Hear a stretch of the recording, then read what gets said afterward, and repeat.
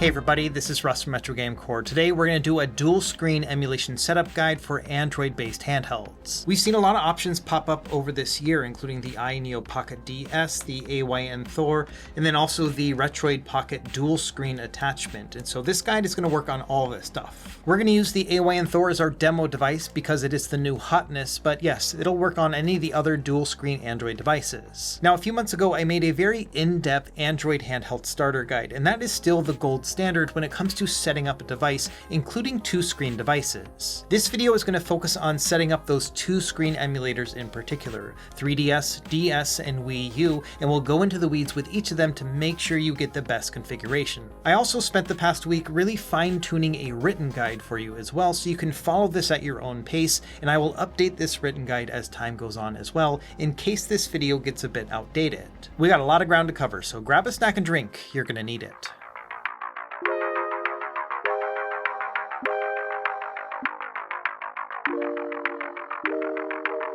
Okay, before we start, let's talk a little bit about styluses, because if you're going to be playing DS and 3DS, you might be thinking about that as well. I've actually made an entire video breaking down all the different stylus options and the difference between, today's modern screens and the screens that we had on those older devices, so I will leave this link down below. But as a quick recap, there are a couple that I would recommend. The first is this one from Nintendo of all places. This is made for the Nintendo Switch, and it has this little mesh point to it that actually works pretty well, and so you're able to use this with your modern screen handhelds. Now, my favorite mesh stylus is this one from a company called Cemu, and this one just has a little bit better of a ball end tip to it, and so I find this one is just a lot more responsive than the one from Nintendo, but I also don't like the fact that it's kind of big and chunky. Now, since making that other video, someone reached out to me and they're actually making their own styluses, and they sent one over for me to check out. So this one is made out of aluminum. They are making it themselves. It's got a rubber tip on one end, and then it has this disc stylus on the other. And this is actually what you use. And because it's so small and a little bit of a higher quality, this one actually is even more responsive than the mesh tips. And so this is the actual stylus I've been using over the past couple weeks, just because I really like its smaller size. It feels like an actual Nintendo stylus. And so this is the one that I will recommend, but they are working on a store and it's not out just yet. So I will leave it linked down below as soon as it goes live. Hey, Editing Russ here. It is now live, so I will just leave it linked down below.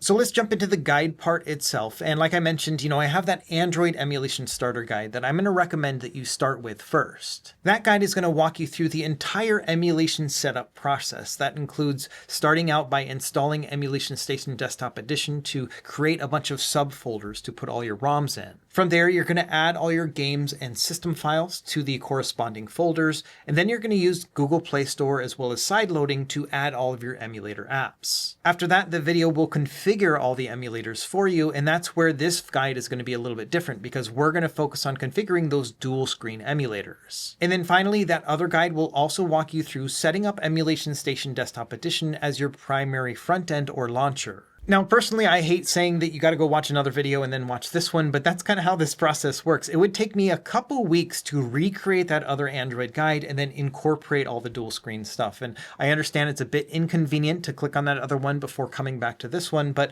that's going to save us all a lot of time. So as we start in this video, I'm going to make a couple assumptions based on that other guide, and that you've gone through and you've added your micro SD card, and that you have potentially added a ROMs folder with all the different ROMs in it, and you've also added your games to it as well. So you should have your games in a Nintendo 3DS folder, a DS folder, and then a Wii U folder. Now, in my dual screen written guide, which is linked down below, I also have a section talking about the best ROMs to use for each of these emulators. There's nothing revolutionary to it, but for Nintendo DS games, you're going to want to use .nds files, but you can also zip them to save on space because those are also compatible with these emulators. For Nintendo 3DS, you've got to use decrypted .3ds files and then rename them to .cci. And this is required to use the official Azahar emulator, which I think should be the primary one you're going to use on these devices.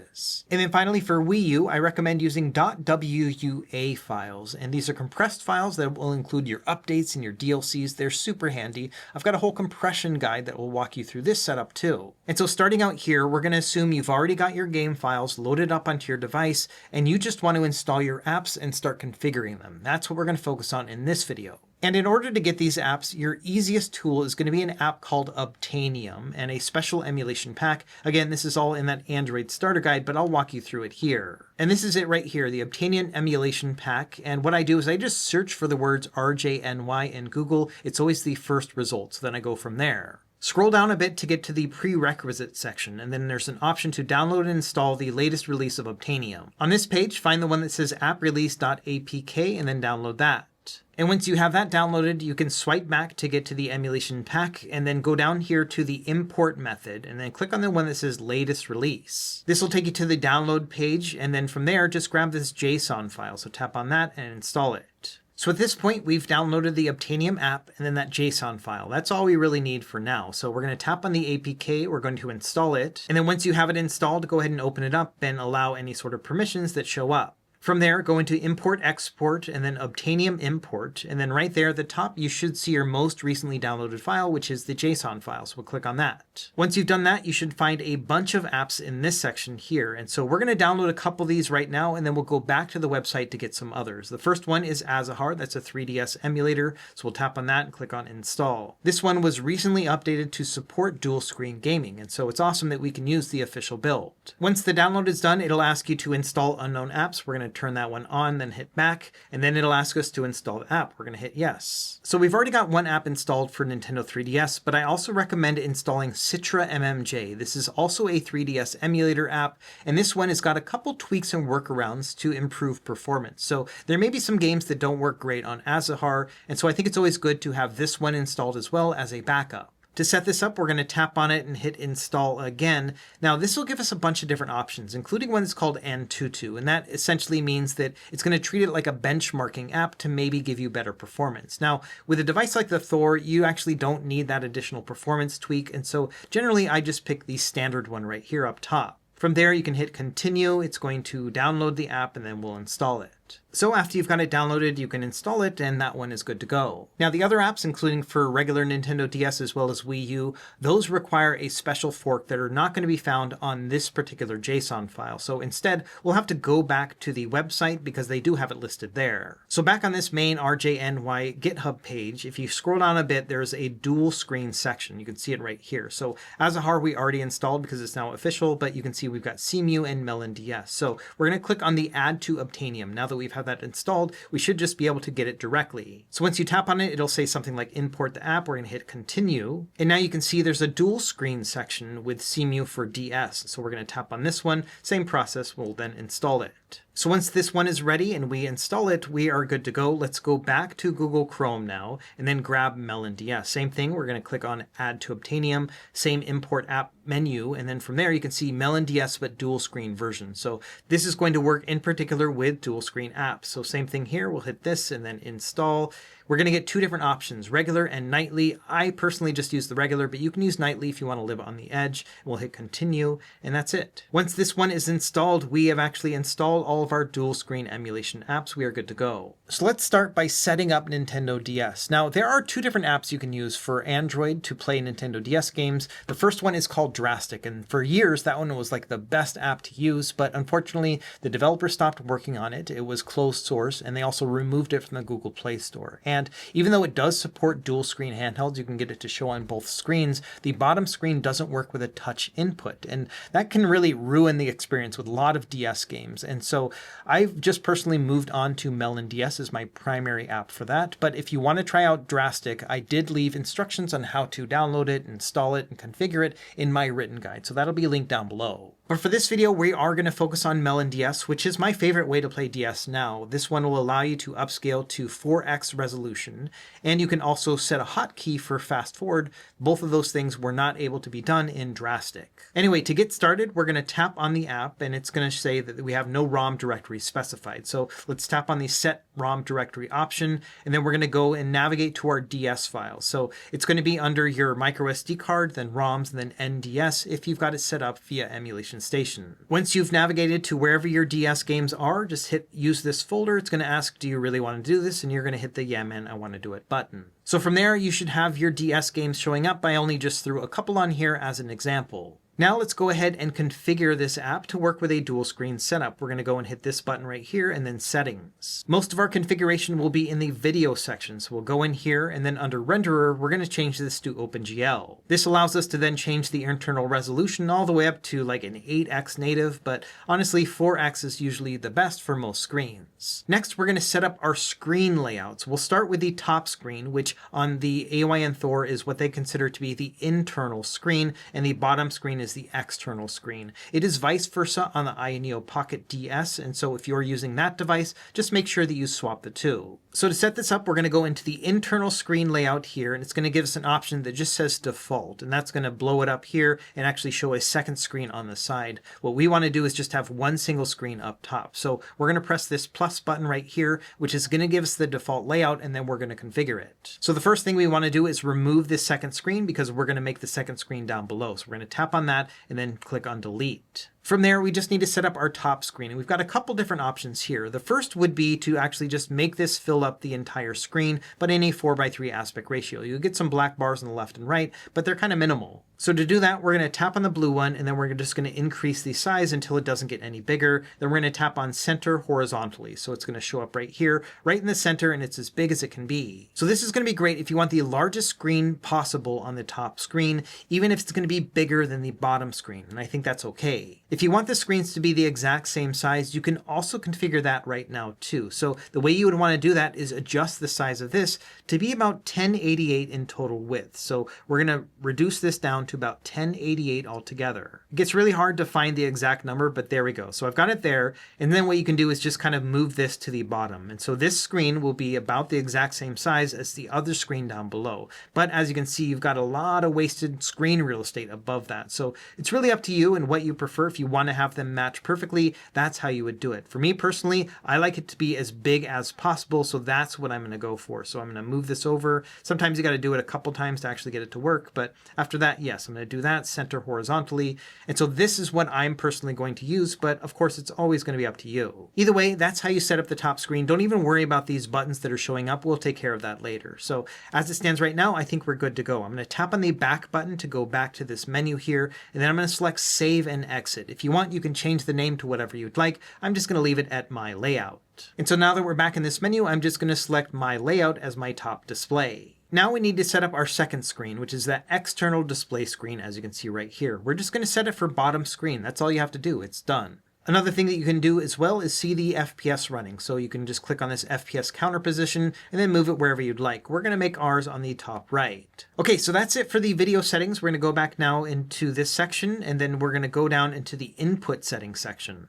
We're going to go into the key mapping section to adjust all of our buttons. So A button to A, B to B, and so on. Now, once you get to the directions, this is one that is a little bit unique. So you can press left on the D-pad to add that, but you can also do double inputs. So you can tap on it again and then do left on the analog stick. You can see that now they are both there. This means that depending on the game that you're playing, you can use either the analog stick or the D-pad. And I think that's going to be really handy with certain devices like the AYANEO Thor, which I think is a lot more comfortable to use with the analog stick than the D-pad. So as you're going through these directions, I do recommend going and setting it up for both the analog stick and the D-pad at once. Everything else is pretty simple. You've got your L button, your R button, and then our start and select. But then down below that, we've got some hotkeys. So for fast forward, I like to make this one R2. And then for swap screens, I like to make that one L2. And that way I can swap between them if I want to. Finally, we also have the ability to use a quick save and quick load. So I make my quick save R3 and then my quick load L3. After you've mapped your keys, tap on the back button here, go into show soft input and turn that one off. That's going to turn off the on-screen overlay of the controls. So now we're almost done setting up Nintendo DS. We're going to go back to the main menu and we're going to see our games. Now let's start up a game. Let's do Apollo Justice. Now the first thing you'll notice when starting up a game is that it's filling up the bottom screen down below.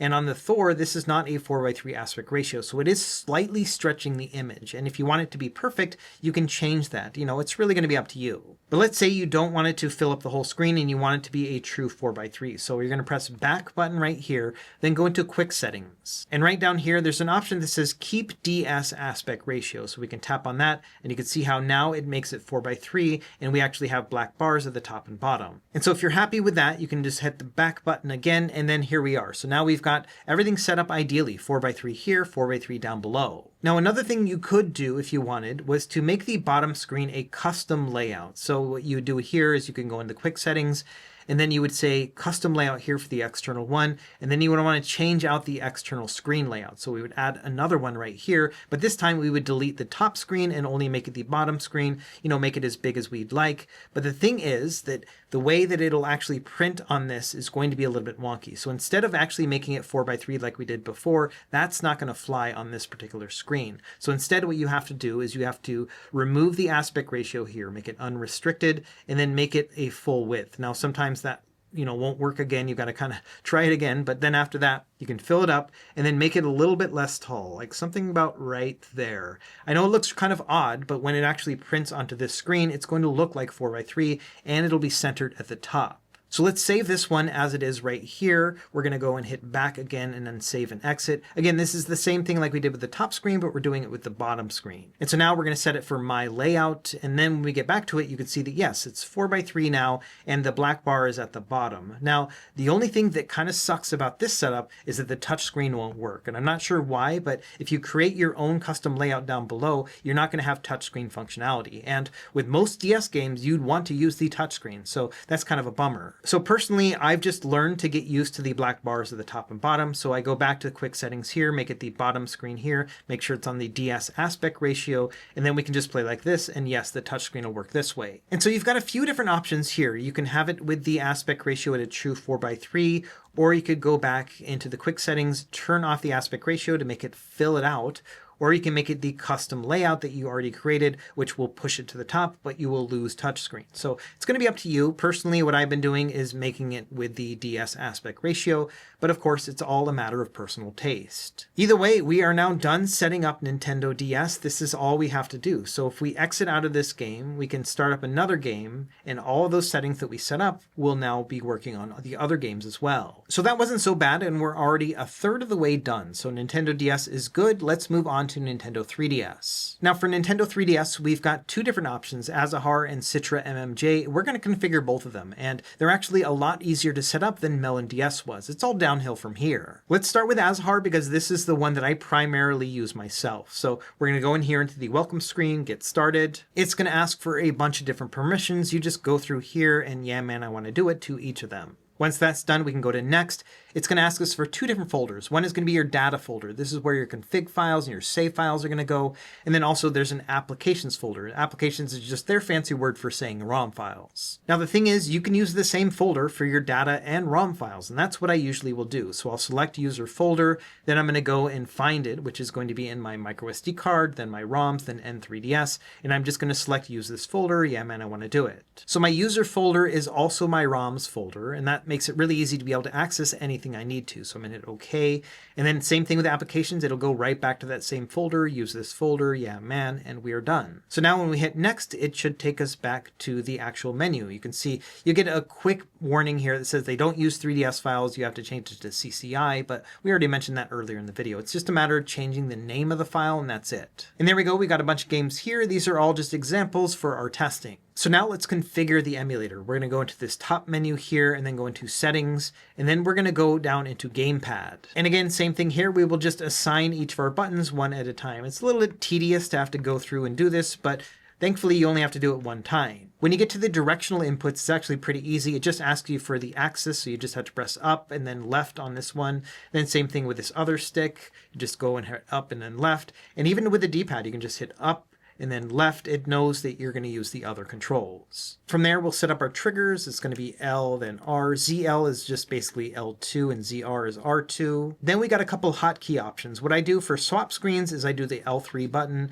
and then for close game, I do R3. And that's because we don't really need to cycle through the layouts because we're just going to have one up above and one down below. So that's it when it comes to setting up your gamepad. We can go back now to the regular system menu. Now we got a bunch of things to change in the graphics section. So first thing here, I usually change the graphics API from OpenGL to Vulkan. This one will generally perform faster and also reduce hiccups and stutters. There are a couple other tricks you can do to remove hiccups too. One of them is to enable asynchronous shader compilation. And then also under internal resolution, I generally will do a 4x scale, but you can obviously upscale that however you would like. Another trick to help in the graphics settings with stutters is this disable right eye render. I like to turn that one on. This may cause some flickering in certain games, so if you are seeing that, then you would want to turn it off. Now let's go back to the regular settings menu and then go into the layout section. For this one, under the landscape screen layout, change this to be a single screen. And then finally, under the secondary display screen layout, change this one to be the bottom screen. Now, if you'd like, also near the bottom of this section is the performance overlay. So here you can turn on things like, for example, your overlay position. So if you want it on the top right, that's usually where I put it. And then you can have it show your frames per second or your overall speed. Or if you want to show how much of the memory it's using, you can turn that on too. Personally, I just use these two, and that's usually enough for me. And then finally, under the debug settings menu, go down until you find enable VSync, turn that one off. Android already has its own internal VSync, so it's not going to cause any screen tearing, and it's also going to help with input latency. So I definitely recommend turning this one off. And that's all we have to do within the settings menu. We can now go back into the game section and then choose a game to start up. Now, when you first start up a game, you're going to get these overlay controls. We can turn this off very easily. We're going to hit back, then go into overlay options, and then turn off the controller overlay. And so there we go. We're now set up with Nintendo 3DS, both from the top and bottom. I think it looks great. Now, by default, it's going to center the bottom screen on your Thor, so you are going to get those black bars at the top and bottom, and unfortunately, there's nothing you can do about it. You can't adjust the location of this screen, so you just kind of have to get used to it. Personally, I don't think it's that big of a deal, but I did want to give you that warning. Now, to close out of a game, you've got a couple options. You can hit back and then hit close game, but it's going to give you this like dialogue. And so it's a bunch of tapping that I don't like to do. That's why I have it set up for R3. I can just tap on that. It's going to close the game. So that's really it when it comes to Azahar. Let's now talk about Citra MMJ. This one is more performance minded, so it's going to use a couple hacks and tricks to make these games work, but sometimes the games will run better on this app than Azahar, so it's always worth trying it out. The setup for this one is also very easy. We just need to add the folder to our library, so we're going to navigate to our microSD card, then to ROMs, then find our N3DS folder. Once you've found it, just hit OK, and then that should show your games. And I've only got a couple here loaded right now, but let's configure these. Let's start by setting up the controls. We're going to go into this thing here and then input binding. And then same thing, we're just going to knock out all of our buttons here and map them one at a time. It's a little tedious, but after a bit of practice, you might become an expert at it like me. We also have the ability to swap the screen. I set that to L3. And then we also have what they call settings or alt speed. This will bring up the menu. So I hit the R3 for this one. Once you've got these set up, we can hit the back button. Now let's press on this little settings icon up here, and this is going to give us our default settings. First thing, under screen layout, change this to single screen. Under internal resolution, you can go up to a 4x, so let's do that. And then if you'd like, you can turn off the show FPS, but really that's about it. The only other thing I would recommend doing is under new 3DS mode. I like to turn this one on because there are some games that require you to be running a new Nintendo 3DS, and so that helps with that. And that's all we can do in the menu, so let's start up a game. And when you first start up a game, you're going to get the on-screen controls. We can change that. And the process for this is very similar. We're going to hit the back button, then go into settings, and then under hide input buttons, we're going to turn that one on. Now, if you look, you can see that it no longer shows them. So that's all good to go. Also go back into the settings menu here and then go under the show asynchronous shader compilation and turn that one on. This is also going to reduce stutter, so really handy. And honestly, that's all you have to do for Citra MMJ. It's going to show both screens at once. We're going to have the black bars at the top and bottom like Azahar, but yeah, other than that, we are good to go. And then finally, the last emulator we're going to set up is Cemu for Nintendo Wii U, and this will allow us to play certain Wii U games that have a two-screen function because of that original gamepad. This app is still very much in early development, so many games will crash, they're not going to work perfectly, but if you want to try it out, there are some games that are pretty fun like this. So let's get this one up and running. We're going to tap on this button at the top, then go into settings, and then under general settings, you can see add game path. So we're going to go to that, then hit the plus button on the top right, and then navigate to your Wii U folder. It's going to be in my microSD card, then ROMs, then Wii U, then select use this folder. Yeah, man, I want to do it. And that's it. Now we were just basically saying, hey, make sure you look for these games. If we go back to the main menu, you can see that I've added 2 games here. Now let's set up our controls. We're going to go into here, then settings, then input settings, then controller 1. We want to change this from disabled to the Wii U gamepad. From there, you can tap on Set up all inputs and then choose your controller, and it should work just like that. I would recommend going between your ABXY buttons and making sure that they are mapped properly. You can see that this did not actually work, and so I had to go in and change them to correspond to the actual buttons on here. The reason why that happened is because if I scroll down here, you can see under controller style, I have it set up for the Xbox input, and that's what I usually recommend for using with the AYANEO Thor and other devices, because that's going to work the best when it comes to streaming and other Android games. Either way, that's just a quick thing that you may need to do, and that's about it. Another thing I recommend doing is installing graphics packs for your games. This is really important for Wii U. So we're going to go back here, go into the graphics pack section, and then tap on this little download button. It's going to download the latest version of their graphics packs. And then after it's done, you will see a listing of all the games that have supported graphics packs. The 2 that I have installed actually do have it. Now these are going to be different per game, but if we go into Shovel Knight, you can see that under graphics, we have the ability to adjust the resolution. By default, it's 1080p. So that's going to be perfect for this display. But if you wanted to change that to something a little bit larger or smaller, you could do that right here. We're just going to turn that one off because 1080p by default is going to be perfect on this screen. Now for Wind Waker, you've got more options. So we can go in here under enhancements. You have the ability to make it more contrasty if you want. You know, some people like the preset that is GameCube style, so let's turn that one on. Another one that people like is the no SSAO one. That's going to make things a little bit less blurry. So I'm going to turn that one on. And then under graphics, there are a couple things you can do here, like adjusting the resolution. By default, it's going to be 1080p, so I usually don't mess with it. And then same thing with the shadow resolution. By default, it's medium, but if you wanted to make it a little bit better, then you can do like high, or you can even make it low if you want better performance. Another one I recommend doing is going into workarounds, then FPS slowdown, and then turn this one off. Sometimes this will give you better performance. And so that's really about it when it comes to these graphics packs. Just make sure you go into each of the games that you have installed and see if there are any tweaks that you may prefer. So now that we have this set up, let's start up a game. Let's start with Shovel Knight. Now, first things first, you're not going to see a second display just yet. We have to turn that one on. So we're going to swipe here to bring up this side menu. Then we're going to turn on external pad screen, and then also go back and do the show pad. And so now we have both screens showing at once. And honestly, that's all you have to do for Wii U. It's a pretty easy setup as well, now that we have a fork that has dual screen compatibility. Now, many games are not going to support having a second screen down below, so you may want to go in here and actually turn off that pad so that you're just playing it on the top screen. It's really going to depend on the game. The only other thing worth mentioning is that if you go in here into the settings, you can go into the overlay settings. If you want to see your frames per second, you can turn that on too. Let's make it for the top right.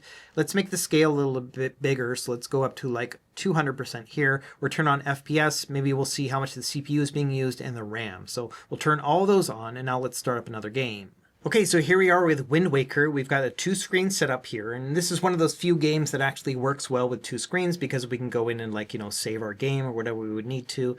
And then we also have it set up where we have our FPS showing. So you can see this game is running 30 frames per second, which is what it runs at natively, and it's taking about 30% of the CPU to do that and a little bit under 2 gigs of RAM. So performance here is going to be great. Now let's talk about front-end launchers, which will kind of tie this all together. Again, focusing on dual-screen gameplay. We've got a few different options here, and some of these have already been updated to work with dual-screen handhelds. The first that I'm going to talk about is called Console Launcher. This app is still in beta release, but you can grab it from their GitHub page, and this one's really unique because it's meant to basically be a mixture between your Android games and your emulated systems and kind of work everything all in one. I'm going to walk you through this setup really quickly here, but this also needs its own dedicated video. Once it gets out of beta, I plan on making a whole guide for it. But for now, let's set it up with our AYANEO Thor. First thing it's going to ask you to do is set it as your default launcher. We're not going to do that. We're just going to hit skip, but you can if you'd like. It's going to ask you how you want your home screen to look. I personally like the game icons ones. We're going to use that. It's going to ask what kind of games do you play, Android or retro games or both. Because we're focusing on emulation here, I'm going to tap on retro, but obviously you can choose the other ones too. It's also going to ask you how you want to scrape the box art, and you can have just your regular box art, but I like the Steam Grid DB one. So we're going to pick that one and hit next. And then it's going to ask you where is your ROMs folder. So we're going to go here, then hit add path, and then navigate to it, which is going to be on my microSD card, then my ROMs folder, and that's it. Hit use this folder, and then allow. The nice thing about Console Launcher is it'll scrub through all those folders, find ones that have games in them, and then add them to your overall system. So once we've done that, we can hit close and then next, and then it's going to create our platforms right here. This might take a while depending on how you have them all set up. You can see here it found 3 platforms and 9 games, so it only picked the ones that had actual games in them. If you want, you can set it up with retro achievements too. We're going to skip that for now, and then it's going to get everything ready for you. I like the fact that they use like the Windows dialog stuff when you set up a new computer as kind of a bit of a joke. What it's really doing here in the background is it's scraping your games for you so that when you first see it, it looks beautiful. It even says to grab a snack and drink. I love to see that too. So, okay, it's going to say welcome home, and then you will be ready to actually start to play your games. So right now it's pretty bare bones, but you can see that yes, we've got our 3 systems that we've already set up. If I go into any of these, you'll see that it'll already show the game and then a little bit of art down below too. And so I think this is kind of neat, and just like a nice little dual screen perk is that as we scroll through, we get a little bit of extra art, which really complements everything. Now, by default, it's going to launch all the apps that we already have set up. So for example, with 3DS here, if I try to start up Donkey Kong Returns 3D, it's going to ask, hey, you know, we're going to launch this with Azahar. Do you know how to set this up? And we already do. So we're going to hit OK. And then now the next time that we start it up, it's going to actually launch it. And look at that. It launched the game in the proper app, and it's got the dual screen setup going already. And so, yeah, we've actually got a front-end launcher working now that allows us to go directly into our game. And then if we press on R3 to close out of the games, it'll take us right back to our launcher again. So let's go into DS now and do the same thing. If we start it up, it's going to say, hey, we're going to use MelonDS if that's cool with you, and do you need a tutorial? We don't. We're going to hit OK, and then we can do it one more time. Now, one thing I've noticed with this one is that it somehow gets the address wrong, like it's not finding the ROM correctly, and so I'll report this to the developer. Again, this thing is in beta access, so it makes sense that not everything's going to work perfectly out of the box, but yes, this should actually launch the game as well. I actually had it working at one point. I'm not sure why it's doing this now. Either way, that's how you would set up Console Launcher. And for Wii U, it's going to be the same thing, but this one actually does work, thankfully, so we can go in here and then click on it, and sure enough, it's playing in both screens. So yeah, I think it's pretty neat to be able to have all this in one. So be on the lookout for when this goes for a public release. I'll make a video about it, and I think it's going to be awesome. But for now, yes, if you want to navigate through and you want to have 2 screens showing, this one is already updated for it. Okay, the next front end I want to talk about is my personal favorite, Emulation Station Desktop Edition. Now, this one kind of already works with a dual screen setup. All you have to do is just basically tap on it in whichever window you want it to actually launch. So if you want it on the top screen, you would tap on it in the top screen. That's going to open it up here. And same thing, I've already gone through and configured this. This is all part of that regular Android guide, but if I can go in here, and then I can actually just start up a game, and it'll go directly into Azahar, and it will show with the dual screen setup. So yes, this is all working just fine already within Emulation Station Desktop Edition. Now let's say you wanted to play a game on the bottom screen for like multitasking. Say you want to play a Game Boy game down below and then watch a movie up above. So what you would do with that is you would just tap on Emulation Station on the bottom screen instead. And I don't have any Game Boy games loaded up on it, but you would just start up your Game Boy game like this, and then it'll launch down here instead of up above. And that allows you to use YouTube or whatever up above and then have both going at once. And so that's essentially how Emulation Station Desktop Edition works already with a dual screen setup. Now the developer is getting ready to release a new update for it,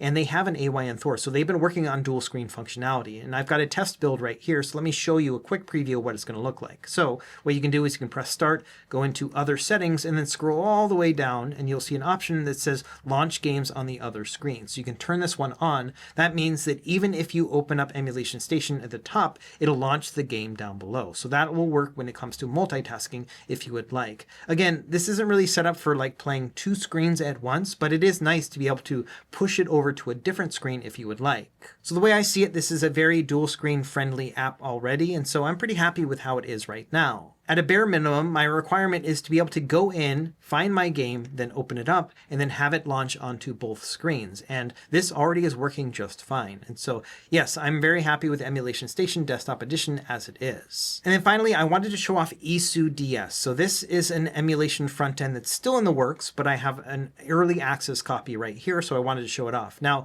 this one actually kind of went a little bit viral a few weeks ago when the designer basically made a video and said, this is how I want the front end to work. Now, they didn't have the front end working or anything. I don't think any code was written at that point, but it was beautiful. And so people really love that. And so now everyone's like, I can't wait for this thing to come out. Now, thankfully, there are developers who jumped on board to help with this design team. And it's the same developer that made the forks for Cemu and MelonDS to work on dual screen handhelds. So honestly, I think it's pretty cool that they're all teaming up to make this super project. Now, this is still very much an early access release, and so I'm hesitant to show anything, but I wanted to show that at least it opens up and it looks pretty cool. Like, it's nice and chunky, and it's very kind of Nintendo-esque in its design, which I think is what they're going for here. So I'm really hoping that this will continue to get fleshed out, but as it stands right now, you can make like these little apps underneath, and then you can launch your different games. You can see that I've made a Nintendo 3DS folder right here. Now, this isn't in a functioning state just yet. It won't actually launch any of your games other than your RetroArch games. And so unfortunately, I can't use this to show my Azahar games and then launch them from here, but they're working on it. And I think it's really cool that it at least launches and looks very nice. Anyway, that's about it for this video. I wanted to focus on setting up those dual screen apps like DS and 3DS and Wii U, and that's exactly what we did here. Now, that written guide that I have linked down below will probably evolve over time because this is a moving target. So if you want to see any of the latest updates, then go ahead and check that down below. And I'm sure I will probably make an updated video at some point in the future as well. Either way, let me know if you have any questions down below. And as always, thank you for watching. Be sure to like and subscribe if you found this helpful. We will see you next time. Happy gaming.